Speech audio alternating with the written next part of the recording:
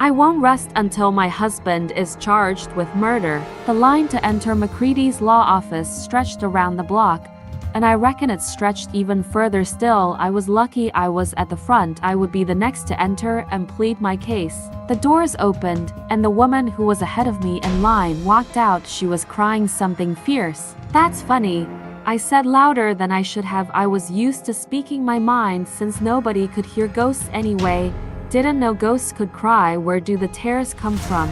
"To hell with you," the woman said, "and MacCready as well." She stomped across the busy street and multiple cars drove right through her. Ghosts can do lots of things, including cry apparently, but unfortunately the one thing they cannot do is communicate with the living. MacCready was the exception, and all the unsolved murder victims for 1,000 miles flocked here to plead their case. Next, an assistant called out through the office doors. I walked inside where MacCready was waiting. "Have a seat." MacCready was much younger than I imagined, in an expensive brown suit with a silk tie loosened around his collar. I sat down as best a ghost could without falling through the chair. "Let's get down to business.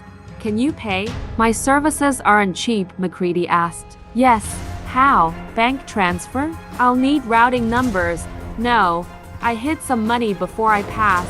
Explain where MacCready had no time for pleasantries with the line around the block. I could hardly blame him. "Follow the Potamon River half a mile into Oakwood Forest, and on the east side of the bank you'll find a lone pine tree. I buried a go bag underneath. There's $1,000 in it. It's yours if you'll take my case and help charge my husband with murder." MacCready pulled out a phone and instructed one of his henchmen to find the money. "My man will find it in the meantime. Do you mind if I ask you something?" "No.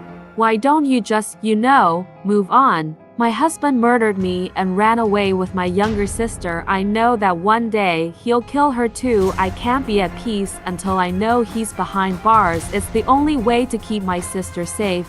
We sat in silence for what felt like an eternity. MacCready's phone rang, and he answered it and hit speaker. "MacCready speaking. Tell me what you know."